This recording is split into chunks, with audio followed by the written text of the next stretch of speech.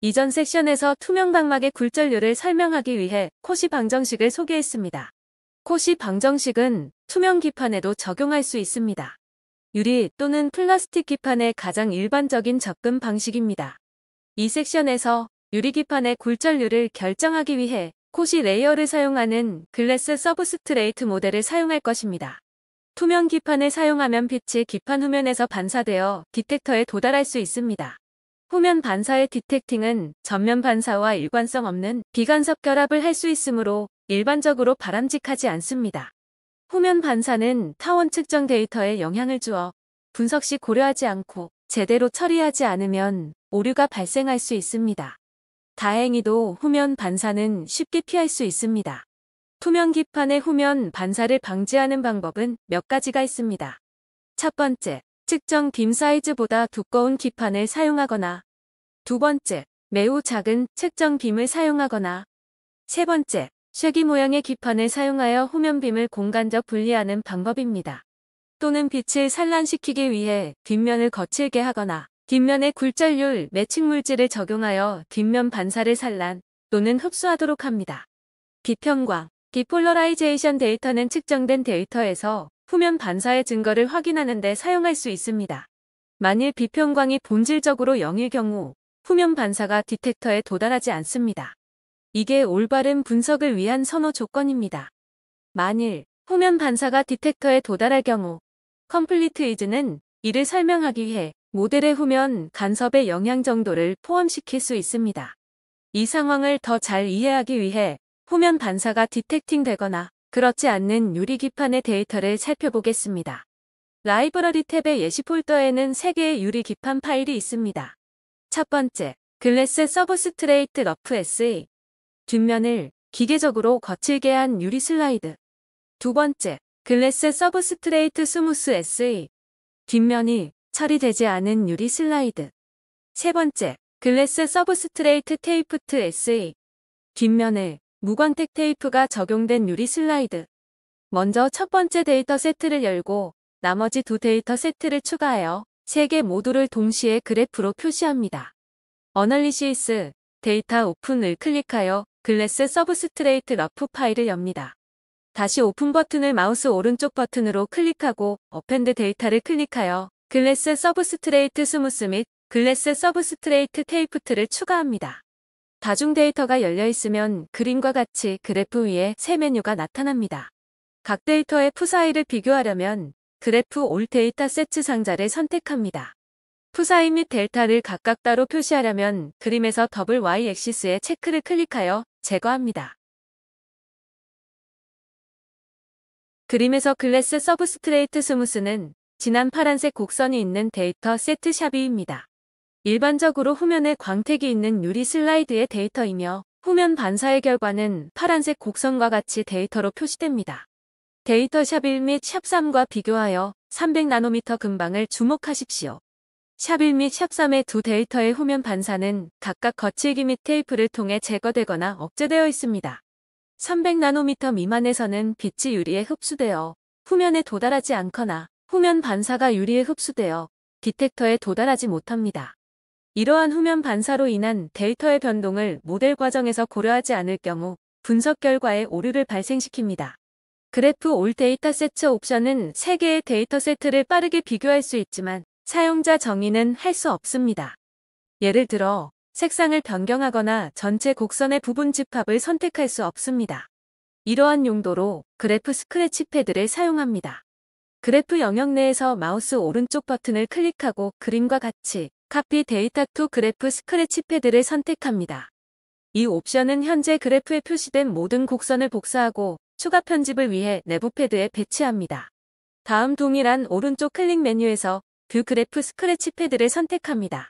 그림과 같이 컴플리트 이즈 그래프 스크래치 패드가 열립니다. 뒷면을 거칠게 만든 경우와 테이프로 처리한 유리 기판의 데이터를 서로 비교해 보십시오. 스크래치 패드를 확인 후 딜리트 올을 클릭하여 그래프 스크래치 패드의 내용을 지우십시오. 나중 예시에서는 다중 데이터를 동시에 피팅하는 방법을 배울 것입니다. 지금 예시는 각 개별 데이터를 피팅하는 데 중점을 둘 것입니다. 글래스 서브스트레이트 러프 데이터 파일을 열은 다음 기본 폴더에서 글래스 서브스트레이트 모델을 엽니다. 핏을 클릭하면 그림과 같은 결과가 나옵니다. 데이터 노이즈가 있는 것처럼 보이지만 이는 주로 그래프 범위 때문입니다. 모델에서 이름을 마우스 오른쪽 버튼으로 클릭하거나 그래프 위치의 모델 메뉴에서 선택하여 콧이 서브스트레이트 광학 상수를 표시합니다. 피팅 결과 모델 곡선이 실험 곡선과 일치합니다. MSE는 합리적입니다. 콧이 기판의 광학 상수는 물리적으로 타당합니다. 굴절률은 UV에서 증가하고 이 물질의 예상값에 가깝습니다. 타원 편광 측정법은 편광을 사용합니다. 샘플이 등방성이고 이상적일 경우 이 측정은 psi, 델타 두 값으로 설명할 수 있습니다. 그러나 샘플이 부분적으로 비편광 상태를 만들 때 두 파라미터는 편광 변화를 설명하기에 충분하지 않습니다. 알파-SE M2000 RC2 시스템은 특허받은 회전 위상 지연 보정 기술을 통해 psi, 델타 및 디폴러라이제이션 세 가지를 측정할 수 있습니다. 디폴러라이제이션은 이상적인 샘플 조건에서 0을 유지해야 합니다. 비편광 데이터를 보기 위해 그래프 상단의 데이터 메뉴를 확장하고 디폴러라이제이션을 선택하십시오. 비편광은 거의 0에 근접합니다. 이는 후면 반사가 감지되지 않음을 나타냅니다. 이제 글래스 서브스트레이트 스무스 데이터 파일을 엽니다. 비편광 데이터를 그래프로 표시합니다. 디폴러라이제이션이 0에서 벗어나 있고 측정각에 따라 증가합니다. 이는 후면 반사가 측정되었음을 뜻합니다. 이제 psi를 다시 그래프로 표시하고 제너레이트를 클릭합니다. 후면 반사가 존재한다는 차이점만 있는 동일한 유리 기판에서 가져온 것이라 하더라도 모델은 더 이상 실험 측정과 일치하지 않습니다. 후면 반사는 비편광을 발생하는 것 이외에도 측정값을 이동시킵니다. 데이터를 피팅하면 그림과 같은 결과가 나옵니다. 피팅 결과 모델 곡선이 실험 곡선과 일치하지 않습니다. MSE 값이 높습니다. 글래스 서브스트레이트 모델은 후면 반사가 존재하는 경우 잘 맞지 않습니다. 후면 반사를 피할 수 없을 경우 빛의 인코이런트 총결합을 수학적으로 처리할 수 있습니다. 모델의 뒷면 효과를 포함시키려면 모델 옵션즈 부분을 확장합니다. 그림과 같이 인크루드 서브스트레이트 백사이드 커렉션즈를 ON으로 설정합니다. 교정값은 뒷면에서 수집된 빛의 양에 따라 달라지며 이는 기판마다 다를 수 있습니다.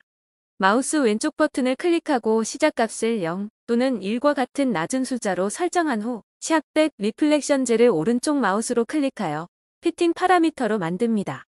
측정 데이터를 모델링할 때 기판의 굴절률과 수집된 후면 반사광 사이에 상관관계가 있을 수 있습니다. 그러나 비편광 데이터는 수집된 후면 반사광량에 의해서만 영향을 받습니다. 기본 설정은 비편광 데이터를 무시하고 psi와 델타만 피팅하는 것입니다. 사실 비편광 데이터 피팅 선택은 모델에 숨겨진 기능입니다. 이 기능을 표시하려면 모델 패널에서 맨 아래로 스크롤하여 컨피규어 옵션즈를 클릭하십시오.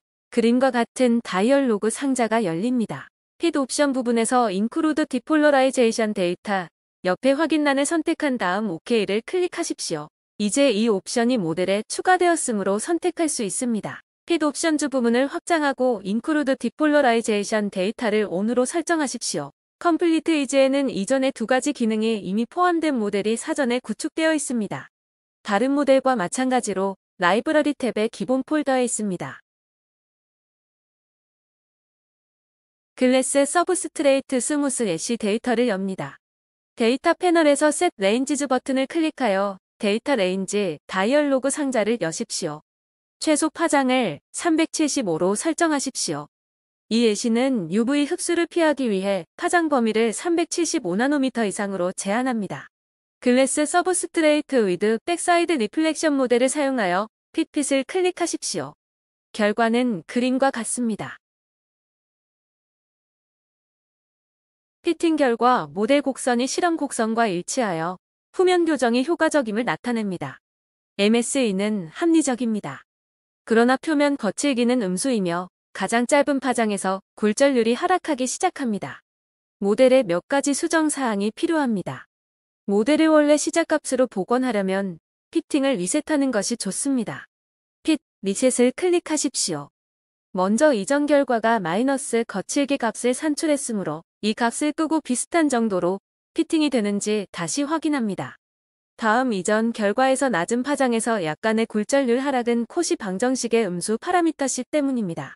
종종 비접을 NIR에서 시료의 굴절률 분산은 파라미터 A 및 B만 사용하여 적절하게 설명될 수 있습니다. C값을 0으로 설정하고 이 파라미터를 5% 설정한 다음 유사한 피팅 결과를 확보할 수 있는지 확인합니다. 이제 데이터를 다시 피팅하고 결과를 재평가하십시오. 피팅 결과 모델 곡선은 여전히 실험 곡선과 일치합니다. MSE는 약간 더 높습니다. 굴절률은 파장이 감소함에 따라 증가합니다.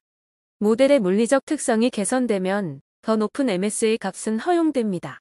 편의를 위해 컴플리트 이즈에 포함된 사전에 제작된 모델들은 특정 시료 유형들에서는 수정해야 할 수도 있습니다.